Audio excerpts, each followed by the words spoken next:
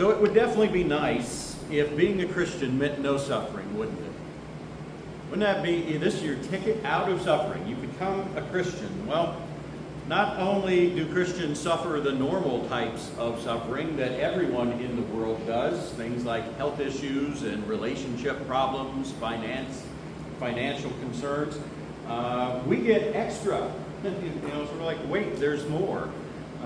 We get persecution, both physically at times and definitely spiritually. And so how do we deal with that? How do we persevere and conquer? We're going to be in Revelation 2 today. I'm doing what I call the WIMPS series in Revelation. I'm going through the 7 letters. I'm going to touch that other stuff, although I'll mention a little bit today. These are 7 messages, actually, from Jesus to the 7 churches, the main churches in that area. Each church is a city was considered a church, however many house groups there would have been. And as I said, one reason for doing this is when you look at these messages from Jesus, there's a blend of both orthodoxy and orthopraxy. And we talked about this last week. You remember what orthodoxy is?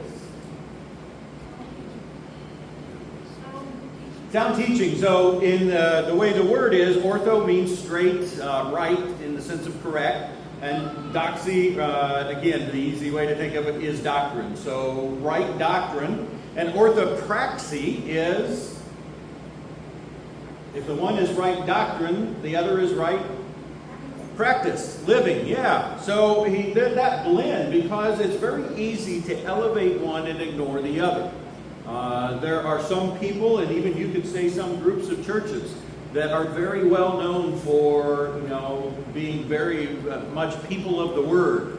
Didn't mean to use that one just of us. That's often what we're referred to, but other groups as well. And then there are some groups of churches that they're all about getting out and doing things, but not as much about what's the Bible say and some of the details. So we're going to look at that blend of things here. Last week we started the series. We looked at Ephesus, and Jesus had much to commend for them. But he did say, you remember what his criticism was? They lost their first love. Yeah. So the love they had at first, and it seems like a mix, a combination of both for God and for each other, it had died down. Well, today we're going to look at Smyrna. And this is one of the churches for which Jesus has no negatives, but that is not because life was easy. You might think, no problems, they must have had it easy. No, let's look at it. Verse 8 of chapter 2 says, "And to the angel of the church in Smyrna write, the words of the first and the last, who died and came to life. I know your tribulation and your poverty, though you are rich, and the slander of those who say that they are Jews and are not, but are a synagogue of Satan. Do not fear what you are about to suffer. Behold, the devil is about to throw some of you into prison, that you may be tested, and for 10 days you will have tribulation. Be faithful unto death, and I will give you the crown of life. He who has an ear, let him hear what the Spirit says to the churches. The one who conquers will not be hurt by the second death." Starts off as he does each of these. He says, "To the angel of the church in Smyrna write." And we don't know for sure. We do know that that word angel literally means messenger. And so it seems like the best explanation is this is letter, the whole book of Revelation, but copies would be delivered to the person who would be the main spokesman in that church, who would give this message to them. Then Jesus says, the words of the first and the last, who died and came to life. As I said last week, the opening description of Jesus seems to be tied to the content of the message. Here he refers to himself as the first and the last.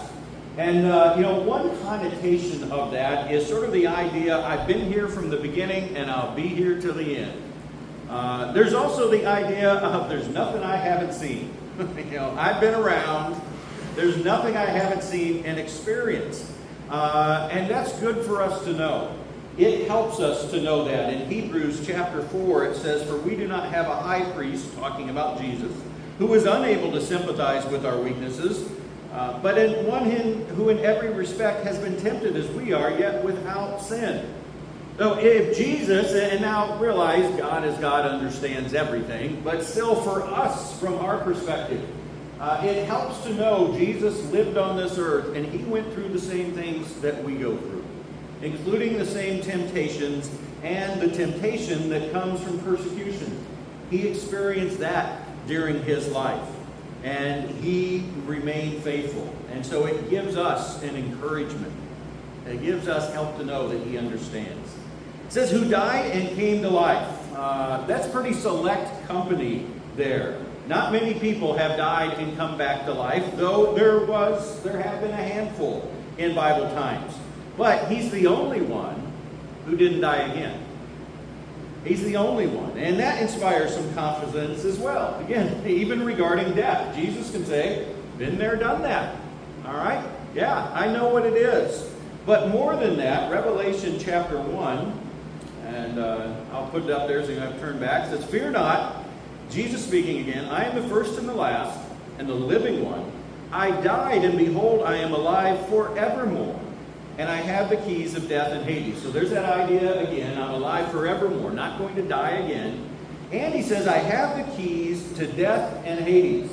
Now, Hades is simply the abode of the dead, and everyone who is not alive when Jesus returns enters the abode of the dead in some sense. Certainly details, how about Christians versus non-Christians. But everyone dies in that sense. That's what Hades is. Well, what else does it mean? This verse adds that idea. Jesus has the keys to death and Hades. What's it mean if you have the keys? You can open it up. And then if you open it up, you can let people out. Yeah. So everyone who's died is trapped in this prison of death. And again, there's been some escapees, but they got recaptured. Well, Jesus says, I've got the keys. And one day I'm going to open the door and let everyone out and return to life. So we've been focusing, we've seen the focus of this message to Smyrna. You will face suffering. How does this introduction fit? That Jesus says, I have been persecuted. I have even been killed and come back to life. And again, it ties into that chapter 1. I've got the keys to death and Hades. How does that fit and help us in the fact that we face persecution?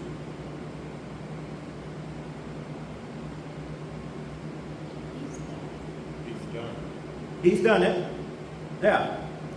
So again, it gives us some hope, but how specifically? How does that help us? Well, we need to think about Jesus' perspective on things, and that's really a big difference between him and us. He always had this eternal perspective. You know, what is God's will? What is his ultimate will and plan? And he lived his life according to that. And so for us, only an eternal perspective will allow us to face suffering in the way Christ did.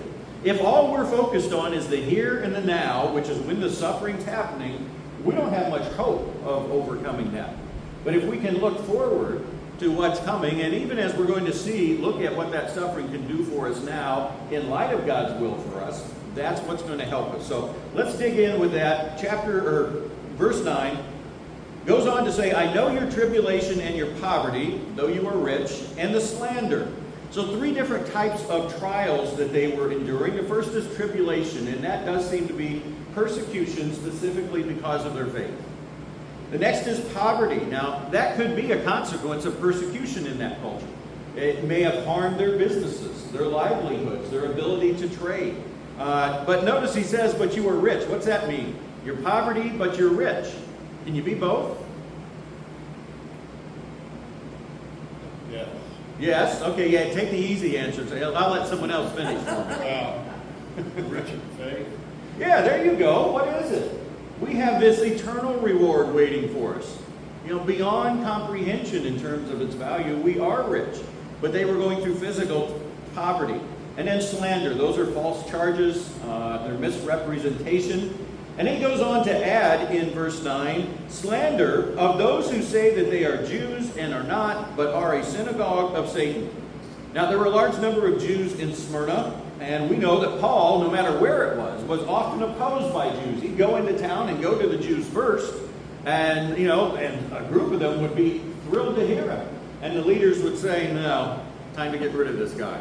And they would oppose him. Now, they weren't all powerful since they were under Roman authority, but what they would do, and that's where it seems maybe the slander came into play, they would slander Christians to the Roman authorities, so the Roman authorities would do things that they were unable to do. He goes on to call them a synagogue of Satan. Now, obviously, they were not worshiping Satan, okay? They didn't have the pentagram up and things like that, the goat's head. But he's saying this because who is ultimately behind all opposition to God and the church and Christians? Satan. Yeah, so in that sense, they are doing what Satan wants to be done. Again, they're not acknowledging that. They're not overtly saying that. They don't realize it. But that's what they're doing. They say they are Jews and are not. So, someone pretending to be a Jew? Now, it goes back to what Paul says in Romans. He says, for no one, there we go, no one is a Jew who is merely one outwardly, nor is circumcision outward and physical. But a Jew is one inwardly, and circumcision is a matter of the heart by the Spirit, not by the letter. What Paul's saying there is you can be ethnically a Jew. You can be born of the Jewish origin, ethnicity, and even still following the Jewish religion, which they would have been. But you're not followers of where God intended Judaism to lead, which was to the Messiah, to the church and Christianity. And so that's what he's talking about there. The Christians were being imposed by Jews. Jesus is speaking, John's dictating, says they are actually carrying out Satan's will, the person who is opposing God. Well, verse 10, he goes on to say, do not fear what you are about to suffer, and literally it's stop being afraid. So they were already starting to fear. And notice, he's not going to say, don't fear what you're about to suffer because you really aren't going to suffer. No. Again, it's this eternal perspective. It says, don't fear it, and here's why. Behold, the devil is about to throw some of you in prison. Well, that's not good news. That you may be tested, and for 10 days, and you will have tribulation. Once again, the devil is behind all this. He's not coming down and taking on his usual form of the red suit with the tail and, putting people in prison. But he is behind it. And one commentator pointed out, prison in Roman times wasn't, for the majority of it, it wasn't punitive. It was the lead up to execution, which makes sense because he does say, be faithful unto death. It could get to that point for some of you, that you may be tested. The focus of the letters and the messages, as I said, is orthodoxy and orthopraxy. Correct doctrine, correct living. Tests are usually associated with orthodoxy. You fill out the questionnaire if you're doing an application. I remember when I went to Florida Christian College, we had a Bible exam that they would administer to us as freshmen. And it, especially those of us who've been in church literally since the first Sunday of my life and was in Sunday school, you take that test and it humbles you. Like I thought I knew the Bible, But then also you have to take this test as a senior. And you have to pass this test to graduate. And what they'll do is they'll administer it at the beginning of the last quarter, or they would have. And if you pass it, great. If you don't, you have to take an extra class once a week to go over the test. And I remember a group of some friends and I had gone up to Tennessee and forgotten about it. And on the way back, we remembered. So we're like cramming in the car trying to get it done. And didn't turn out too well for most of us. Had to take that class. Not me, but the rest of them. That is true. So it's not a test of what they know. It is a test of how they act. How they act as they face tribulation. Will you stand up? Will you remain faithful in the midst of this test, this ordeal? A test would be a good word for that. And he says, for 10 days you will have tribulation. Well, you read that and you think, well, 10 days, that's not too bad. Okay. But this 10 days is almost certainly symbolic of a relatively short period of time. Our response, 10 days. But, longer than, a minute. And it seems like that's what, it's just symbolic. It's going to last for a while. It won't last forever. But it is going to last for a while. I believe it's symbolic. Almost every commentator I looked at believes it's symbolic, except the ones that realize by saying the 10 days is symbolic, then it totally opens the door to the fact that the 1,000 years is symbolic. And as I said, I'm not going to get into the details of prophecy in Revelation, but I will say this. To insist that the 1,000 years in Revelation 20 is literal, and to say if you don't take that 1,000 years literal, you don't take the Bible literal, is naive at best and foolish at worst in the middle of the most symbolic book of the Bible. So, there's Steve's thoughts on the prophetic elements of Revelation. So he says, you will be tested for a short period of time, relatively. Be faithful unto death, and I will give you the crown of life. Not all tribulation, even for them, ends in death, but it is possible. It does happen. We're going to see next week the martyr, name of the first martyr in that area. And that is what believers must be willing to endure versus falling away. We can't set some limit. I'll go this far, but not there. We have to be willing to be faithful unto death, and if so, we will receive the crown of life. Now, it seems that faithful servants of the city, so citizens of Smyrna, would appear on coins with laurel wreaths with crowns. And if they were a notable person in the city. Well, he seems to be alluding to that, but of course for believers, it's our eternal reward. It's not something that's going to dry up anytime. Jesus reinforces that promise in verse 11. He says, he who has an ear, let him hear what the Spirit says to the churches. Who has an ear? Everyone. Yeah, we can all hear this. The one who conquers will not be hurt by the second death. Well, you might feel like you've died 1,000 times in your life or something, but what's this talking about? What's the first death? Physical death. So what's the second death? Eternal. Yeah. So you will not be hurt by the second death, the eternal punishment of those who are not believers in Jesus. We will conquer if we remain faithful. So, you look at this from our perspective here, 2,000 years later. There's not much life-endangering persecution for us in the United States, at least at this point. There's a definite cultural bias. You can't deny that. Maybe even some of that is softening, not because they've changed their mind, but because it's costing them money. So, hey. But still, it's not that they're supporting our view. They just might come to realize that it's profitable not to antagonize it. There is a bias against us. Lisa got an email from the DeKalb Democratic Party regarding LifeWise. All the evils of LifeWise. They didn't send it to her. They sent it out to everyone who's registered in DeKalb as a Democrat, and just how bad LifeWise is. Okay? That's the culture we're in. There's some tangible oppression, especially I see and hear examples of students at colleges who are, openly antagonized for their beliefs. There's definitely spiritual opposition. There always is, there always will be. Satan is working against our personal spiritual growth, against the unity of a church, the effectiveness of a church. And it's understandable to be affected by that. Realize that. If that, whatever you're going through, if it affects you, if it stresses you in some way, you're not alone for sure, and you're not out of the circle of faithful followers. David in Psalms talks about on more than one occasion his pillow being soaked with tears. What an image. I cried all night long, and not tears of joy when you read those Psalms. But he always ends with, I trust in God. I'm struggling now, but I trust in God. Paul, in Philippians 4, and I thought this was interesting. It struck me the other day. Philippians 4, chapter 6. I wish that black button was a little bigger. Or my fingers were a little smaller. Maybe that. Paul says, be anxious for nothing. Yeah. But in everything, by prayer and supplication with thanksgiving, let your requests be made known to God. There's what the Apostle Paul says. You know what else he said in Philippians chapter 2?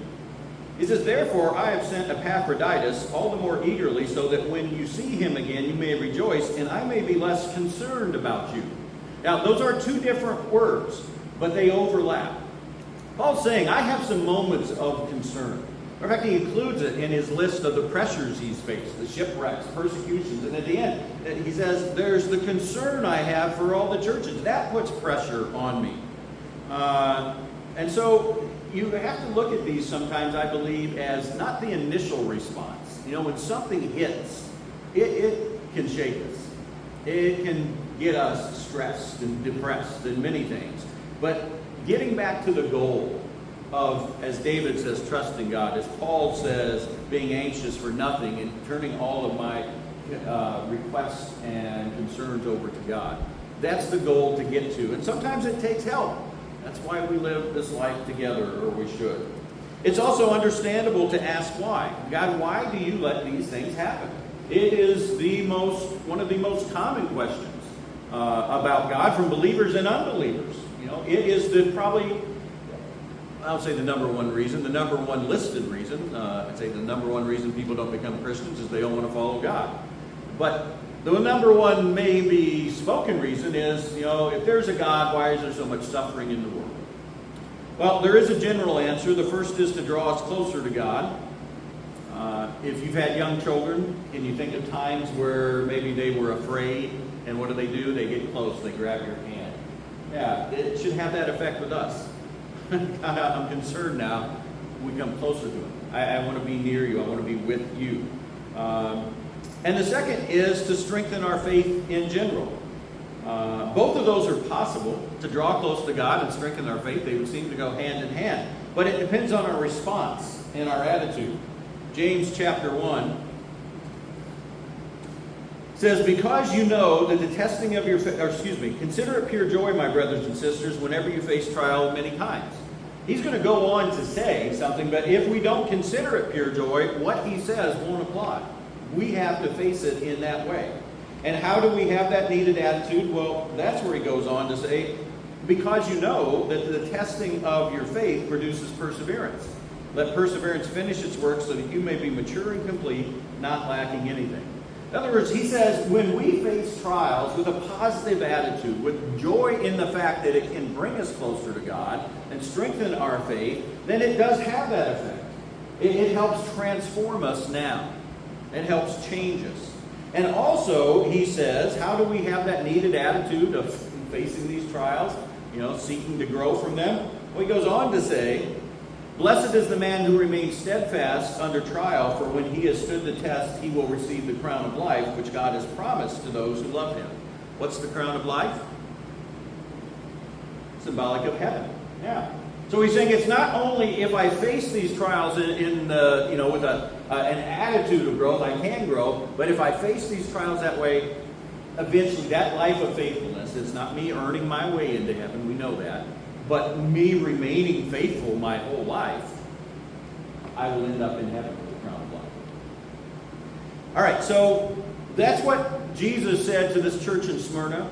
There's certainly a lot that can apply to us from each of these letters. What specific things stood out to you today about this? I need you to speak loud, too. What's one thing that stood out?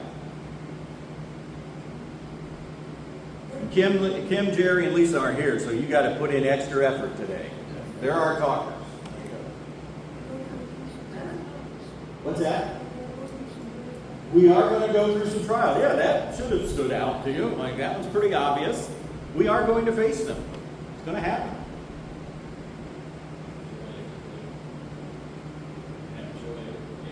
Yeah, have joy. We can't choose to face trials or not. That's not an option. I'll take the trial-free life, please.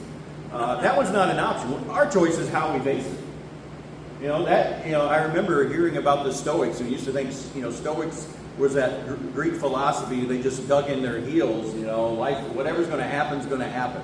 Well, in a class, I heard the subtlety of that position. You're like a dog tied to a wagon. The wagon is going to go, and you're going to go. You can either run along with it, or you can let it drag you. Being tied to the wagon and it moving isn't our choice. How we respond is.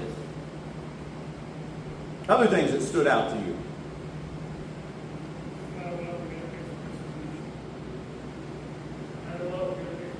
Yeah, no matter what, we're going to face that persecution. Notice it doesn't say, if you live a good enough life, you'll get out of this. Jesus had nothing to say negative about them. But they're the one that gets a big focus of persecution. All right, so what do you think the big idea is from this lesson? You take a bunch of the things that stood out to you, that are emphasized. What do you think the big idea is? And we basically said it. Yeah. You have to look at it as during persecution, is you have to get through it. You have to get through it. So you have to get through persecution. Jesus made that clear. You have to remain faithful. And how do you do it? With that focus on that eternal perspective. What if we are just focused on what's happening here and now? That is depressing, oftentimes. Not always. There's good points in life, but there can be some very negative points. And if all I'm looking at is the here and now, but even if you knew, in physical life, I'm going through this. Sometimes I'll have a busy night. Oh, wish I didn't have all this stuff going on today. And what's my thought? Well, the day will end and tomorrow looks better. Okay, well, that's our thought. Here's what's going on now, but the eternal tomorrow looks better. Maybe not the literal tomorrow, but our eternal tomorrow looks way better, and it lasts forever. Well, I want you to think then, whatever it is you're facing, any type of struggle, stress, and realize, I think a lot of times, a lot of Christians, very honestly, if you were asked, to recant your faith in Jesus or die, I know a lot of Christians, the majority of Christians, I believe, would say, kill me, I'm going to heaven. I think we could face up to that persecution. I think we have a hard time facing some of the more everyday persecutions faithfully. Again, God, if it comes down to it, I got to die for you, okay, but hey, this pressure you're putting me through, it's just too much, too long, God. I'll die for you, but I'd rather not be stressed for you. And so think about what it is that is a stress to you. It is a trial, a temptation to you. And how do I face that with an eternal perspective so that I can grow from it and so I can cast that fear, that anxiety upon God? Think of one thing. You don't have to share this part, but think of one thing and how I can do it.